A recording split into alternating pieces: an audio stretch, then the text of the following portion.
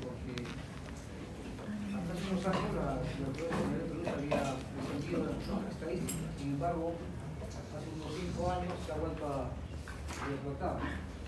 Y el problema es que muchos pacientes tuberculosos crónicos no han sido en cuenta de tratamiento, entonces son multidrogresistentes. Es uno de los problemas que hay actualmente, ¿no? Entonces, como me conocen, soy el doctor Rossi, el hospital Carrió. Siguiente. La tuberculosis autoarticular es la localización del bacilo de Koch, donde puede ser localizado un hueso o una articulación, ¿no? Cuando se localiza un hueso, realmente es hemostomelitis, es menos frecuencia, ¿no? Mayor frecuencia es cuando se localiza una articulación y se llama osteoartritis, ¿ok? Entonces, de las dos, 70% más frecuente una articulación y 30% un hueso. Siguiente. Entonces, un poco historia más o menos, cómo ha ido evolucionando conforme han pasado los años. Antiguamente los primeros datos eran las momias, ¿no? Las momias ya tenían deformidades, entonces se hacen unos estudios y comprobó que al final habían sido momias deformadas tanto en la parte pectoral anterior como en la parte de la jiba dorsal.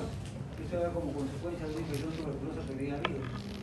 Los conocimientos científicos, las sociedades que habían en esa época, los campos hipocráticos, decían que esta enfermedad estaba relacionada siempre con enfermedades pulmonares. Se cree siempre que la tuberculosis tiene que ser de origen primario por el tuberculoso pulmonar y luego dar asociaciones en otros niveles. Sin embargo, hay estudios que están refutando esta teoría, ¿no? Después pasamos a Galeno, que es el médico que primero que da la denominación de psicosis, decía de una deformidad a nivel de columna, sobre todo dorsal, pero que tenía ya implicancias a nivel de la parte pulmonar, ¿no? ya que había una característica diferente en esta columna, porque se formada en la parte posterior, ¿no? Después Weissman es que describe el tumor blanco. ¿Qué significa? Tumor rojo es el tumor piojo, es un tumor que tiene la característica de una inflamación, rubor, calor local, dolor, deformidad. El tumor blanco es una deformidad sin tener calor local y rubor. Y es característico casi paronomónico con una tuberculosis de rodilla. Pott en el año 1779 es el que describe el Madrid Pott, que es un seso que lleva su nombre, que es una tuberculosis que se localizaba a nivel de columna, básicamente dorsal. Koster describe la patología del tubérculo característico del tubérculo que tiene su nombre, tubérculo de Koster, y Koch en 1882 rompe todos los esquemas de las leyendas o las teorías que había en relación a la característica de esta enfermedad, cuál era la causa. Lo que descubre el bacilo de Koch, que es el bacilo que lleva su nombre, que es el descubridor. Y en este siglo, Hirsch da una alternativa al tratamiento. No había ninguna alternativa, solo medicamentoso o higiénico estético. Y él empieza a preconizar y empieza a intervenir lo que es la parte quirúrgica de las complicaciones de la tuberculosis osteoarticular. Siguiente. Estas son las imágenes, ¿no? Las imágenes egipcias y las cimacias griegas, como ustedes ven en la jiba dorsal y adelante es un tórax hacia afuera, ¿no? Un tórax conquilla, que le llama, un tórax llamado tenquilla o el pavo que le llama. Y la por enfermedad de tuberculosis de columna. Siguiente. Entonces, esta es una enfermedad que se localiza en gente joven, generalmente entre 2 o 5 años, y en la adolescencia entre 18 o 25 en gente joven, jóvenes de 25 años. Esto está en relación ¿qué? Con el grado de virulencia del germen y con el nivel socioeconómico. Se dice que los estratos socioeconómicos venidos a menos son los que tienen más posibilidades de tener esta enfermedad. Se localizan en toda la parte del mundo, les pueden dar a cualquier sexo, no indistintamente, puede ser masculino o femenino. Y tenemos dos tipos de bacilo, el bacilo humano y el bacilo bovino, ¿no? El bacilo bovino es el que vemos más en Europa, ¿no? En Europa, ustedes saben que hay mucho ganado, hay muchos pastales y por ende hay mucha producción de leche, ¿no? Y la gente ganadera lo que hace, y hasta hay costumbres que toman directamente la leche de la vaca, ¿no? Los niños, los agricultores, los ganaderos, y el sustrato directo porque va directamente la leche de la vaca. Ese es el bacilo de tipo bovino. Y en el humano se ve más en América, se transmite por persona en persona. Entonces, ¿cómo es el contagio? El contagio directo, ¿no? Puede ser por esputo, puede ser por un estornudo, puede ser por la tos, por la saliva, un beso, manipulación de instrumentales de utensilios para la comida, el hacinamiento, porque el hacinamiento de muchas personas en un ambiente muy cerrado y por ende es el contagio directo, ¿no? No se olviden, pacientes jóvenes de 2 a 5, 18 a 25 años. Siguiente. Entonces, la tuberculosis articular es una tuberculosis que generalmente compromete una articulación, monoarticular o oligoarticular. Segundo, el 80% se localiza en orden de frecuencia, ¿en dónde? Columna vertebral. Segundo, cadera y tercero rodilla, es el orden, la frecuencia, 80%. Sin embargo, se puede encontrar como el esquema que han al lado derecho, en rodilla, saco ilíaca, en el tarso del carpo, hombro, codo y tobillo. Cuando se localiza a nivel de la columna, le llamamos espondilitis tuberculosis o mal de Pot. Cuando se localiza en la cadera, se llama cocitis tuberculosa. Y cuando se localiza en la rodilla, generalmente hemos dicho que hay posibilidades que tenemos una característica muy patognomónica, es el tumor blanco de la rodilla. Sigue. Entonces, solo se localiza una articulación y el 80% de orden de frecuencia, columna, cadera ahí y rodilla. ¿Cómo es la patogenia de esta enfermedad? Primer foco tuberculoso, aeropatías biliares, por siembra vacilar, por vía hematógena, surgen dos caminos. Uno va a un foco secundario urinario o pulmonar y el otro foco va hacia la región ósea. Y donde va a atacar básicamente epífisis y metáfisis de los huesos largos o los más finos y tejido esponjoso de huesos planos, por ejemplo columna vertebral, o puede agarrar huesos del tarso, o puede agarrar vértebras, o puede agarrar carpo, no huesos del carpo. Entonces, básicamente en epífisis y metáfisis de huesos largos, huesos cortos y lagunas de tejido, huesos esponjoso y tejido de huesos planos. Siguiente. ¿Cuál es la anatomía patológica de esta enfermedad? Primero, colonización de un émbolo bacteriano. En este émbolo bacteriano al ser humano, al organismo, ¿y qué va a pasar? Siempre el organismo se trata de defender, produce una reacción de un tejido aquí, conjuntivo conectivo, trata siempre el tejido trata de enmascarar o taparlo, que está entrando como una cosa ajena, intraósea, y esto produce un folículo de Koster, como especie. ¿Qué es el folículo de Koster? Células grandes, rodeadas de células epitelioides y células linfocitos prolifáticos. La reunión de varios folículos de Koster produce el famoso tubérculo biliar, ¿no? Alrededor se forma un tejido conjuntivo vascular que es lo que se llama las granulaciones. Entonces, debido a esta anatomía patológica tenemos dos formas evolutivas. Una es la forma granulomatosa y la dos es la forma o la fase gaseosa, ¿no? Entonces, granulomatosa y gaseosa. Sigue.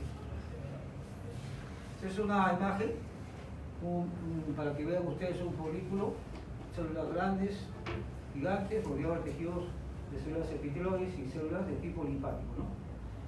Varios de ellos producen el tubérculo biliar. ¿Cómo es la patología de esto? Primero, el bacilo. Les hemos dicho la mayor cantidad de localización era la articulación, 70%, y el 30% era en el hueso, ¿cierto?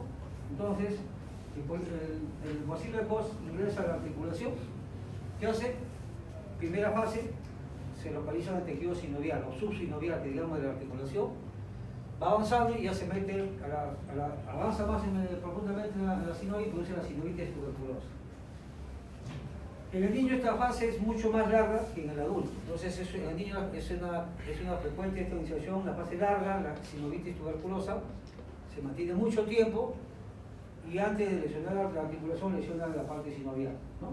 ¿Por qué es importante eso? Pues nos da tregua para poder tener un diagnóstico y poder tener un tratamiento. ¿Y por qué es importante esta parte? Porque la parte sinovial es la más importante para hacer un buen diagnóstico y un buen tratamiento, es la fase ideal para hacer una buena biopsia, saber qué es el bacilo de Koch y dar un tratamiento. En el adulto la fase sinovial es brevísima y por tanto rápidamente va, invade qué cosa, hueso o articulación. Entonces produce una destrucción rápida del hueso, del cartílago articular a nivel articular.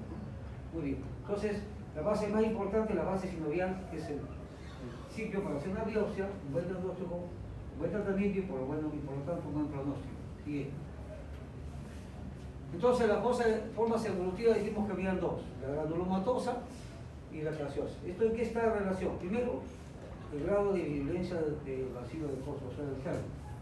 Segundo, cómo está el estado inmunitario del paciente. Es diferente que una tuberculosis ataque a una persona que está sometida, por ejemplo, a quimioterapia por una neoplasia, porque su defensa cambia menos, o que tenga una enfermedad de colágeno, antiinflamatoria que está sometido a las drogas, que son inclusive drogas pre-cáncer, y su sistema inmunitario está venido a menos, o que tenga enfermedades concomitantes para esa parte, ¿no?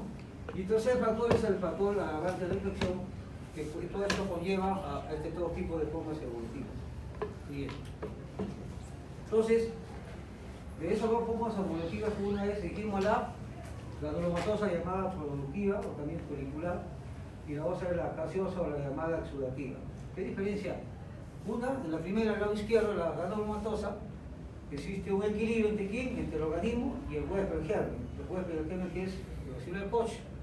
Por lo tanto, va a entrar la enfermedad, pero el paciente todavía se puede defender porque todavía está a un nivel de equilibrio. Entonces hay poco producción de calcio, ¿no es cierto?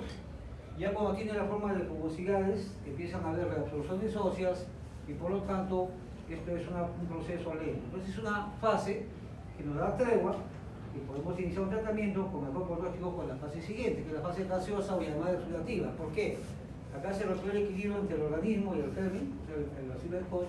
Segundo, cuando entra el bacilo en un hueso, ¿qué es lo que va a hacer? Va a romper, va a hacer una zootóxica y como consecuencia, ¿qué va a producir? Necrosis del tejido óseo. Y a través de necrosis, ¿qué vamos a encontrar? Secuestro. ¿Qué cosa es un secuestro? Es un hueso que ha perdido vascularidad, que se ha necrosado, que se ha muerto. Es una cosa que está alterando el tejido normal del ser humano. Al haber esta necrosis de secuestros, el tejido conectivo que hace como reacción, una necrosis por coagulación y produce lo que se llama el calcio, ¿no? Pero el calcio es, al final, como consecuencia de la defensa personal del ser humano. Esto, por supuesto, lleva a secuelas como son cavidades, abscesos, etcétera, etcétera. Entonces, de las dos fases, más benigna o mejor pronóstico la granulomatosa que la gaseosa. Siguiente. Entonces, la infección ósea tuberculosa se caracteriza por ser un proceso evidentemente osteolítico. ¿El diagnóstico es realizar con quién? ¿Una qué? Neoplasia, exactamente. Y tiene una particularidad que tiene escasa neoformación ósea. Entonces, ¿cómo se repara ese tejido que ha sido agredido por la tuberculosis? Con tejido fibroso. Y eso es un tejido que ya no es bueno, ¿no? Este tejido fibroso generalmente hace que todo lo que es pérdida de vitalidad, pérdida de irrigación, produce un secuestro y el organismo que trata de hacer, trata de botar todo lo que es malo, busca también como un vía de escape, y eso se llama fístula, para tratar de botar este secuestro que es un tejido desvitalizado. Entonces, un proceso osteolítico y con neoformación ósea escasa, ¿no? Siguiente. ¿Cuál es la sintomología que vamos a ver? Nosotros cuando tenemos una fractura, cuando tenemos una luxación, ¿qué cosa tenemos? Las 3D, ¿no? Dolor, disfunción y deformidad. Acá va a ser igual. Dolor, disfunción llamada impotencia funcional, pero acá va a entrar una particularidad que se llama la gran contractura muscular que produce esta enfermedad. Entonces, dolor, impotencia funcional y contractura muscular. Tenemos sintomatología intermedia cuando va avanzando, ¿por qué? Porque empieza a producir situaciones viciosas y atrofia o hipotrofia muscular. ¿Por qué? Por falta de uso. Si yo tengo una tuberculosis en rodilla que tengo mucho dolor, ¿qué va a pasar? Me lo voy a mover y como no la muevo, va a haber hipotrofia muscular porque no hay movimiento de contracción muscular. Y va a haber tumefacción de partes blancas. Y abscesos tardíos son los famosos abscesos, síntomas tardíos, abscesos, fístulas, deformidades, rigideces, acortamientos y a ver si cuando ya atacan el sistema nervioso. Bien. Entonces, ¿cómo comienza una clínica de una tuberculosis? Toda la clínica de una enfermedad general, una virulencia general o una infección generalizada. Malestar general, más astenia, pérdida de peso, baja de apetito. Y acá hay una característica importante de la famosa sudoración nocturna que hay. Y algunos dicen que también un signo que nos puede ayudar es por las pestañas crecen más de lo normal en gente que está con tuberculosis, ¿no? Entonces todo esto produce cuadro de tipo general, ¿por qué? Por toxicidad del bacilo de Koch inicial. Entonces el paciente se queja de dolor, disfunción y sobre todo lo que dijimos, la gran contractura muscular. Entonces, la actividad inicial, un dolor espontáneo y luego provocado según donde me localice, según la convención del eje. Si yo tengo el hemisferio, me va de repente con mi piel del asiático, va a tener una ciatalgia, etcétera, etcétera, ¿no? Y los niños se adquiere el famoso grito nocturno. ¿Qué significa? Como tengo una gran contractura muscular, cuando yo llego en la noche, ¿qué hago? Duermo, me relajo. Entonces, el cambio brusco de la gran contractura muscular, de la relajación en la noche del niño, hace que el niño no pueda dormir, porque no tolera el cambio brusco de la contracción muscular a la relajación muscular, y se llama el grito nocturno del niño, famoso una tuberculosis. El niño que no puede dormir de noche y se quejan de dolor. Segundo, la impotencia funcional, la claudicación en la marcha, lo que conocemos vulgarmente como la cojera, ¿no? Actitudes especiales, por ejemplo, la FIBA a nivel del más de a nivel dorsal, ¿no? A los jorobados que son por el problema dorsal. Y después contractura muscular, posición viciosa de la articulación, y cuando yo tengo una posición viciosa, por ejemplo, una hiperflexión o semiflexión de rodilla, termino con una gran rigidez articular porque no la puedo mover, ¿no? Siguiente. ¿Cuál es la actividad intermedia? Posiciones viciosas propias de cualquier artritis, ¿no? Depende de qué articulación está abarcada. Atrofia o hipotrofia muscular, me decía un profesor que no había atrofia, sino que siempre se decir hipotrofia muscular por desuso, no había un movimiento. Y tercero, tuberfacción de partes blandas. ¿Qué diferencia va a haber? Que son tuberfacciones que no son de tipo absceso piógenos, porque no tienen características de tipo inflamatorio. Son tumoraciones, agotamientos llamados tumores blancos. Bien. Síntomas tardíos, abscesos fríos, porque en contraposición con el absceso caliente, fístulas, como dijimos, todo lo que es malo en el organismo uno busca la vía de desagüe para salir, pero es que contraparte da eso, que al haber una fístula que comunica con la pared exterior, pues la mujer, ¿no? Tenemos un tuberculosis, con el un germen sumado, pues la infección se puede magnificar, ¿no? Deformidades, posiciones viciosas, porque yo tengo una cadera que está con una gran destrucción del cartílago articular, tengo una claudicación en la marcha, va a tener una posibilidad de caminar en forma claudicante y va a tener una cadera en barro, ¿por qué? Porque ya no tengo como dolencia articular, rigidezas articulares, que al final terminan con la famosa anquilosis o con la artrodesis o rigidezas articulares. ¿Qué diferencia hay entre una anquilosis y una artrodesis? ¿Quién sabe? ¿Ah? La artrodesis se ha hecho de forma cruenta, ¿no? Una intervención que se retira el cartílago y se junta los dos huesos, ¿no? Muy bien. Acortamiento por destrucción parcial articular, luxaciones o actitudes viciosas y parálisis, cuando sobre todo es más de POT, porque ya hay un compromiso de tipo neurológico, medular o radicular. Siguiente. ¿Qué exámenes podemos tener a la mano para diagnosticar esta enfermedad? La radiología, sin embargo, la radiología es una prueba auxiliar que es una, como decir, me va a ayudar en algo, me va a indicar en algo, como cuando yo tomo ¿para qué sirve un hemograma? El hemograma no me va a diagnosticar ninguna enfermedad, pero me puedo orientar, por ejemplo, una apendicitis, si hay una desviación izquierda, ¿no? Entonces, son parámetros de radiología que nos pueden dar un inicio, pero no es que sea patológico de esta enfermedad. ¿Qué vamos a encontrar en una radiografía? Una osteopenia regional, ¿no? El espesor generalmente de la posterior está disminuido y disminuye la porosidad en los huesos esponjosos, y empieza a ver lo que es el famoso pinzamiento articular. Cuando usted tenga una enfermedad que se llama la artrosis, digamos, puede ser de cualquier articulación, los tres signos radiográficos, ¿cuáles son? Pinzamiento articular, osteofitosis, osteofitos, y la famosa esclerosis, ¿no? Pues acá la radiografía que va a haber es lo común a todas las artrosis, en un problema articular de tipo tuberoso va a haber un pinzamiento articular, ¿cierto? Y a veces vamos a encontrar imágenes de mordisco, de mordedura de ratón, que le llama, porque era algo patológico en huesos planos sobre todo. Y las famosas calles secas de Bolma, que es cuando las fugosidades de la sinovial producen esas muesquitas, como esos pequeños mordeduras que existen, ¿no? Se llama calle seca de Bolma. Esto se ve más en tuberculosis en el tercio proximal de uno. Siguiente. Entonces, diagnóstico, ¿cuál sería? Básicamente, el más importante es la fase que dijimos, la sinovial, a una biopsia y lo mando a obtener lo que yo encuentro la muestra de patología. Esa es la mejor muestra diagnóstica, que tiene un 94% de efectividad de diagnóstico, ¿cierto? Podemos sacar si un paciente que tiene un mal de POT, puedo hacer una aspiración del líquido reactivo, puede ser. Si tengo una rodilla que está inflamada, puedo hacer una punción para sacar líquido sinovial y lo mando a estudiar, pero voy a dar un resultado general, como si fuera una inflamación articular. Básicamente, aumento de serie blanca, proteínas aumentadas, glucosa baja. Entonces, eso indica que hay una inflamación articular, pues no me va a dar un diagnóstico. Lo más diagnóstico definitivo va a ser la biopsia con el examen patológico. Siguiente. Este es un tobillo que, si ustedes lo ven, tiene un pinzamiento articular. Está comprometido la articulación del tibio peroneo astragalina. Segundo, hay una imagen, no sé muy bien, pero hay una imagen como si fuera una carie, quiere decir que hay una gran destrucción cartílago, porque es una tuberosis articular. Y lo que se decía es que lo trataban como si fuera una inflamación, le dieron mucho corticoide, y el corticoide que hizo aumentó más la destrucción ósea. O sea, es como que le echaron uno leña al fuego a una tuberculosis y darle corticoide, ¿no? Siguiente.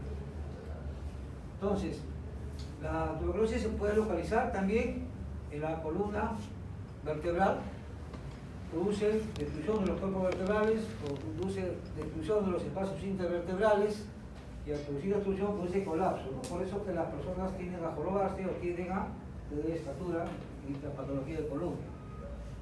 Segundo, se puede localizar en los huesos tubulares cortos y se ven como si fuera digamos, insuflado con aire en hueso, o sea, como que se dilata, la cortical se sale gaso y se llaman las espinas ventosas. Hay secuelas como fusión de cuerpos vertebrales que producen soluciones de deformidades, y también nos puede ayudar para notificar las pistolografías, radiografías, resonancias magnéticas, etc., ¿no? Siguiente. Esta es una imagen, por ejemplo, de la primera metacarpo, es completamente diferente a los demás huesitos porque está como insuflado, se llama espina ventosa. Y aquí, en el segundo, me parece que en el segundo, o sea, la falange proximal, vemos también que está insuflado, es una espina ventosa cuando se localiza en huesos cortos. Bien. En el hombro estamos viendo que hay una destrucción de aquí, de parte del epífisis y parte de la metáfisis del hombro. Eso se llaman las famosas calles secas de Boltzmann, que hemos dicho que generalmente se localizan en el tercio proximal de húmero. Sin embargo, en el húmero tenemos un pronóstico mejor, porque es una tuberculosis de la característica de la fase de tipo productivo folicular. Entonces, por ende tiene mejor pronóstico porque tiene más tiempo para poder instalar un tratamiento. La destrucción es mucho más lenta que el proceso de un proceso de tipo gaseoso. Siguiente.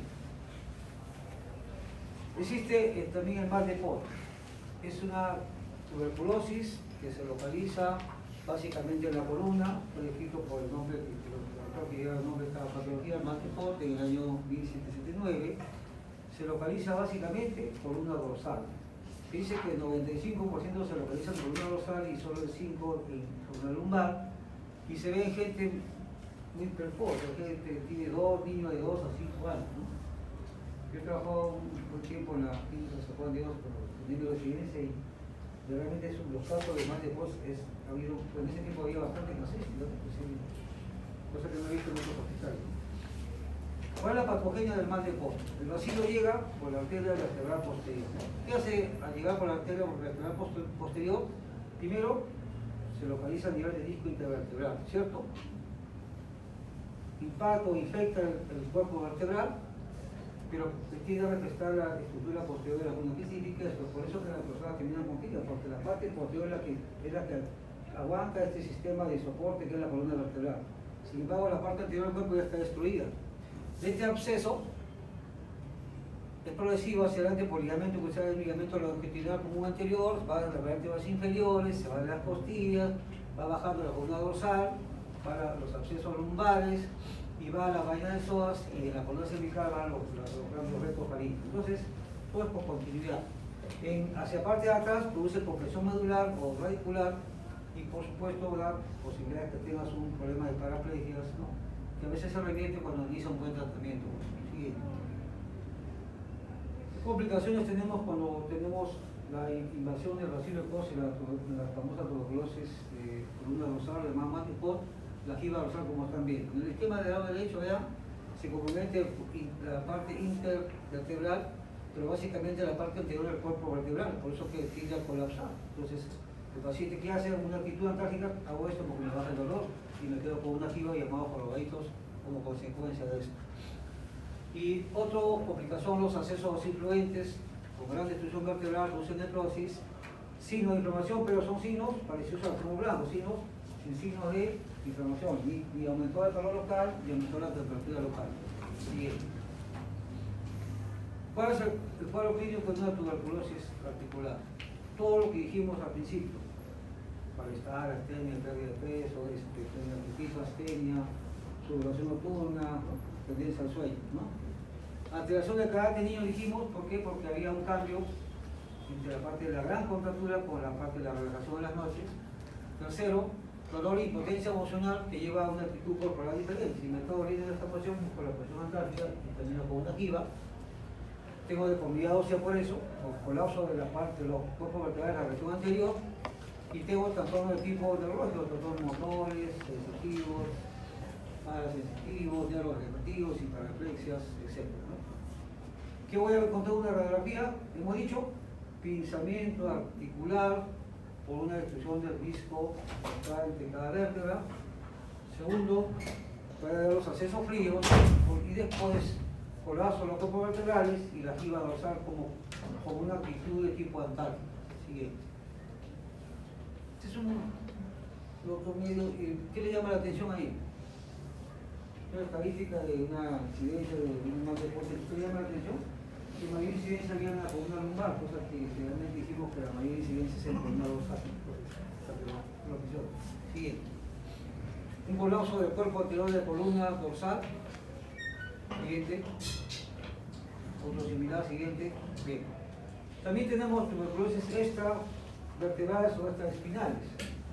La cadera. Entonces dijimos en orden de frecuencia del 80% primero en columna, segundo cadera y tercero rodilla. En la cadera sigue en frecuencia el mal de Pop. ¿Y qué nos puede, dónde se puede localizar? Se puede localizar en la cabeza del fémur, cuello del fémur, la región sinovial o la región intratrocantérica. Que voy a encontrar una radiología, en principio solo hay osteopenia, como he dicho, una pequeña depresión de las corticales o adelgazamiento de las corticales, pero sobre todo pinzamiento articular, que es una cosa general, porque lo vemos en cualquier artrosis, ¿no? Y destrucción ósea con una escasa reparación. Dijimos que era una enfermedad osteolítica, pero con poca reparación de tipo de tejido óseo, ¿no? Solo con tejido fibroso. Siguiente. Es una tuberculosis de cadera a nivel de la región intertrocantérica y parte del cuello. Siguiente. Y la tercera, en orden de frecuencia, en rodilla, que dijimos que el tumor blanco, que es un absceso frío, si se quiere llamar así, es casi patognomónico de rodilla. A diferencia de mal de Potter-Wolsakia, generalmente esta tiene la fase tipo granulomatosa o proliferativa. Quiere decir que no, el tiempo que va a pasar de la fase sinovial hasta la fase ósea del hueso articular es largo, entonces nos da tiempo o tregua para poder tener un buen tratamiento y por ende es un mejor pronóstico este tipo de tuberculosis en la rodilla. Tumor blanco, no se olviden. ¿Y qué vamos a encontrar? Una radiografía, osteopenia, irregularidades de tipo a nivel de cartílago articular, destrucción de los sistemas articulares, el gran pinzamiento articular de la rodilla, y eso produce ¿qué? Desviaciones en valgo o en varo, ¿no? Si yo tengo un pinzamiento en la parte interna, el compartimento interno de la rodilla, voy a terminar con un varo. Si tengo un pinzamiento en el compartimento externo, voy a terminar con un varo, ¿no?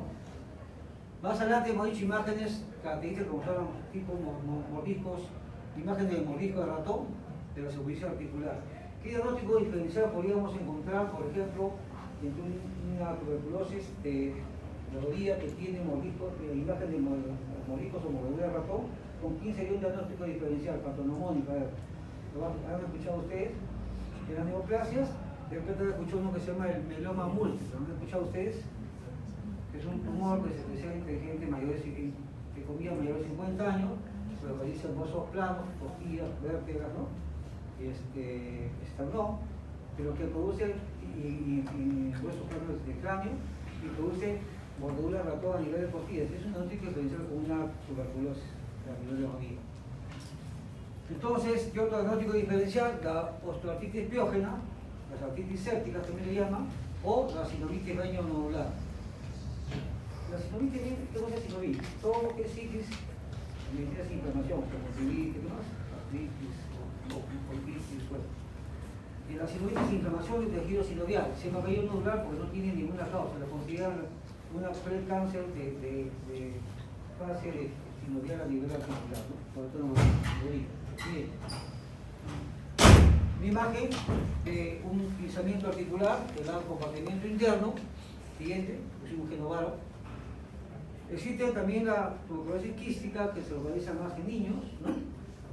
generalmente se localiza en la metáfisis. Cuando va avanzando, como en este caso, se también puede abarcar la parte de la epífisis, gran destrucción de la cortical y esclerosis reactiva variable, esa tejido de recuperación de tipo fibroso, ¿no? Siguiente.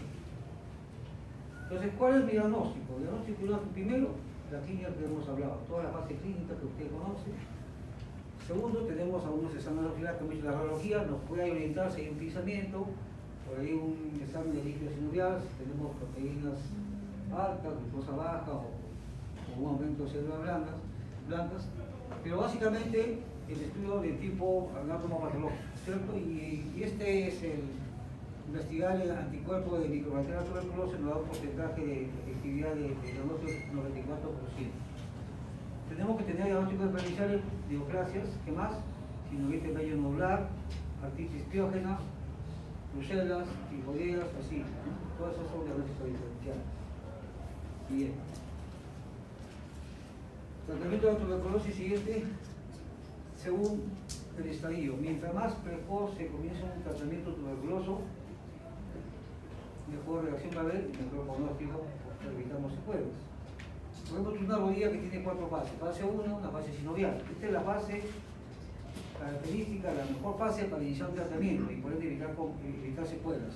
Si va avanzando, voy a mejorar de repente la tuberculosis, pero ya me va a quedar con una artrosis de rodilla, por un problema ya de tipo de cartílago articular.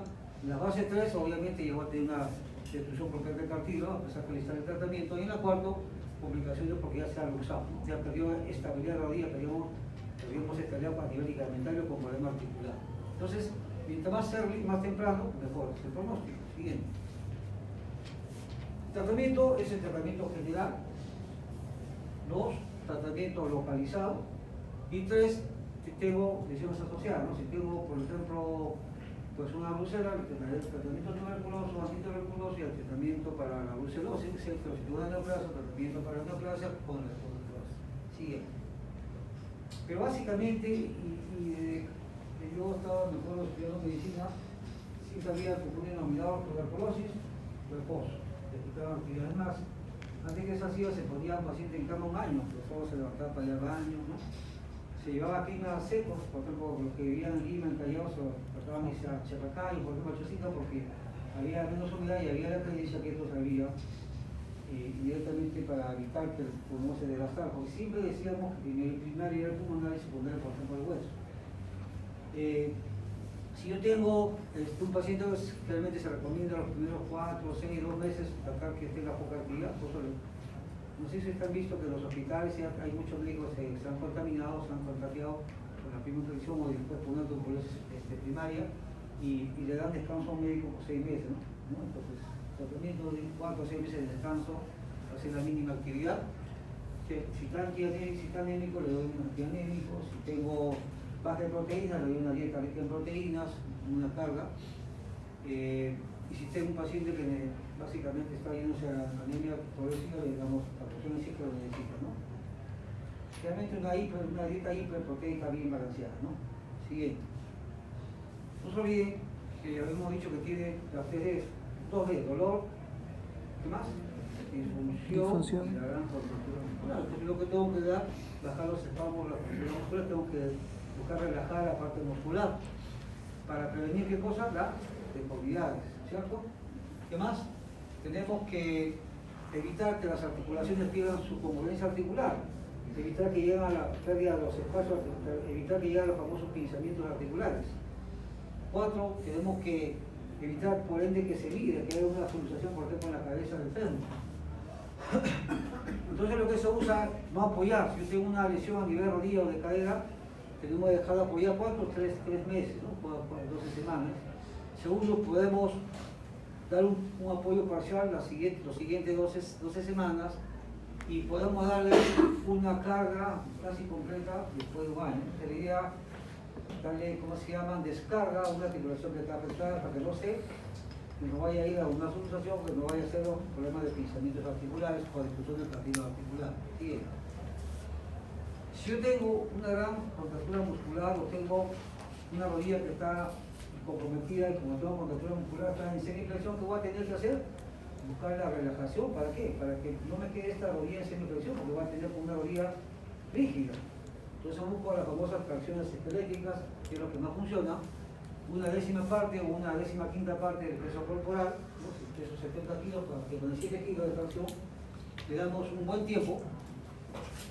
Segundo, tengo que empezar a mover mis articulaciones, porque la articulación que no se mueve en corto plazo produce rigidez articular. El músculo que no se mueve en corto plazo produce hipotrofia muscular. Tengo que empezar el movimiento, sobre todo en caderas y rodillas, pero cuando yo me baje el dolor, cuando yo baje el dolor del paciente y cuando baje la gran contractura muscular que tengo, entonces uso las famosas tracciones esqueléticas o tracciones blandas. Las dos sirven, depende qué tipo de paciente tengo. Si tengo un paciente que tiene, por ejemplo, 75 años, que es un paciente que tiene una densidad ósea venida menos, yo no le voy a poner una tracción esquelética porque el clavo que lo voy a poner en el miembro inferior, el miembro superior va a ser, como es un hueso debilitado, a la hora que yo ponga peso, este huequito que ha hecho el clavo va a aumentar, pero no tiene sostén. Entonces ahí uso la tracción blanda o viceversa. Entonces se usa la tracción blanda o esquelética generalmente de 8 semanas a 16, estamos hablando de 2 a 4 meses, y después podemos empezar a tener un apoyo parcial con muletas. Cuando pase un buen tiempo, comenzar a caminar con una muleta, y después si es la rodilla izquierda, la muleta contralateral, y después casi un año o 6 a 8, 10 meses, depende cómo vaya, tener una carga sin muleta. Entonces todo tiene que ser progresivo, depende de cada paciente. Es diferente que tengo un paciente de 120 kilos que tengo un paciente de 50 kilos. De 100 kilos va a tener que usar más muletas, más tiempo para evitar sobrecarga en la articulación. Y siguiente. También tenemos el tratamiento medicamentoso, ¿no? Que es básico, primordial. Hay una serie de esquemas. Hace más o menos 20 años salió un esquema cortado de 6 meses que estuvo protagonizado por muchos años por el Ministerio de Salud. Sin embargo, los resultados no fueron buenos en un estudio de larga data de 15 años posteriores porque había mucha recidiva. Entonces, todo esto está en relación a tuberculosis extrapulmonar. ¿Estamos de acuerdo? Categoría 1 y categoría 3. La categoría 1 es una tuberculosis extrapulmonar, pero que está localizada ¿dónde? Básicamente en la parte espinal, o sea, la columna vertebral. Y la tipo categoría 3 es una tuberculosis extrapulmonar, pero que era un poco menos seria que la tuberculosis que hemos puesto en la categoría 1. O sea, más intensa la categoría 1 que la 3. Entonces todos usamos 4 drogas que ustedes ya conocen: rifampicina, isoniazida, salbutamol y niacinamida. La rifampicina reemplazó a los esquemas tradicionales antiguos, que era la streptomicina, porque había muchos efectos de autotoxicidad, ¿no? Etc. Entonces, en los dos usamos esquema de medicamentoso, porque tenemos el esquema 1 y el esquema categoría 1 y categoría 3. En el primero usamos 4 drogas, las que están ahí, y en la categoría 3 drogas, quitábamos la ERSA y el etaputor, todos por 2 meses. Y después terminábamos por un año y medio, solo manteniendo los 2 primeros, rifampicina con isoniazida, ¿no? Los tratamientos en general de un año y medio final, pero los tratamientos iniciales dándolos casi, digamos que era como 16, 18 a 20 meses. Ojo, si yo tengo un paciente que tiene tuberculosis en una casa, sobre todo gente socioeconómica baja, que tiene gran hacinamiento, hay que darle un preventivo a los más miembros de la familia, cosa que era un tratamiento preventivo 6 meses de isoniazida al resto de la familia. Sigue.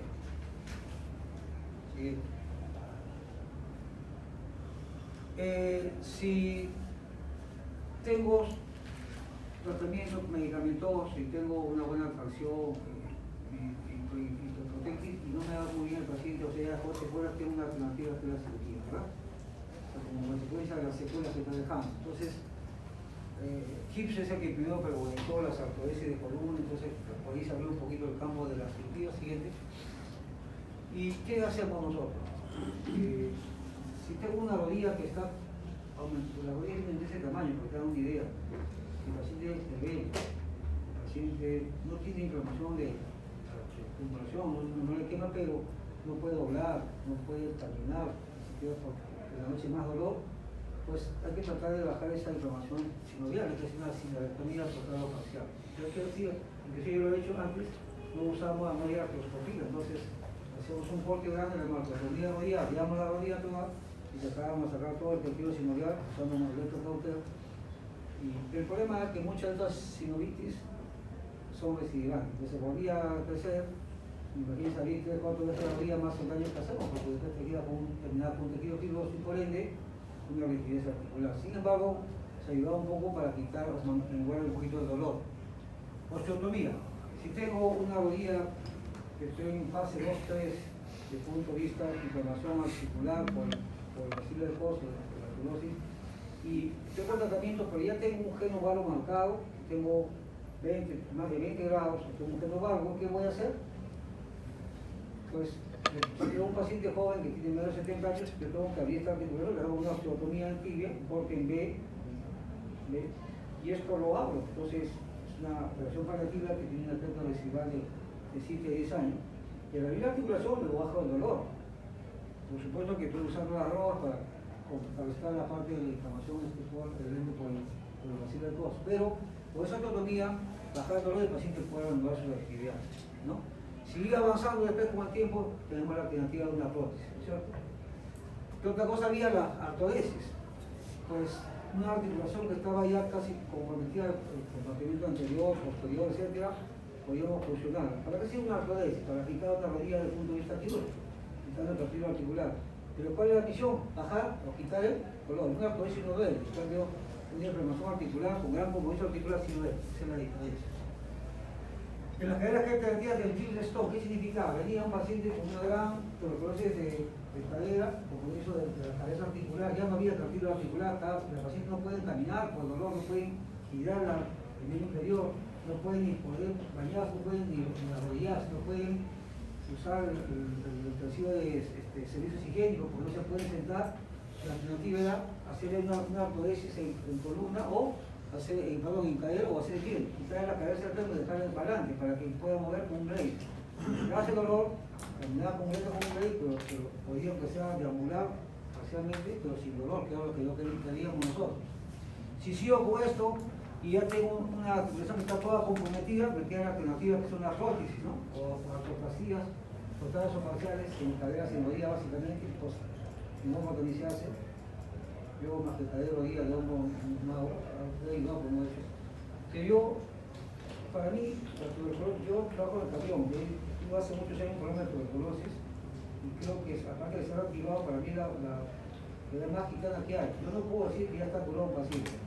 La literatura dice que se puede poner una prótesis si tú tienes más de 3 años seguidos de 5 cultivos anuales negativos, o sea, cultivos con biopsia, perdón.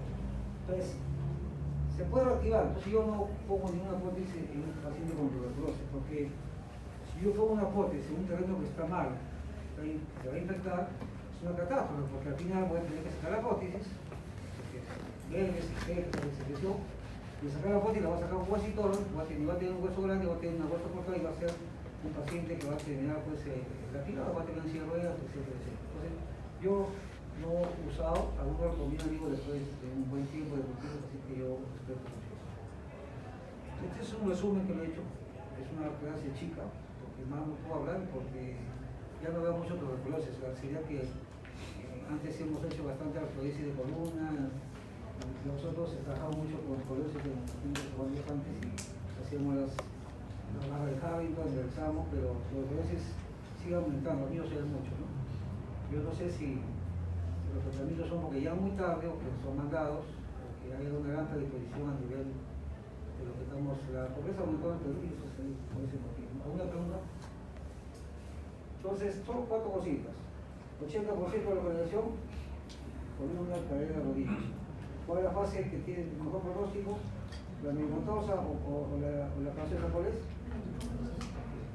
Y el mal de Koch, ¿qué es lo que respeta en un cuerpo vertebral? La parte de la columna posterior, por eso que es positivo, ¿no? Muy bien. No hay preguntas, gracias. ¿Tienen más lista del delegado usted, ¿no? ¿Puede pasar? No, no.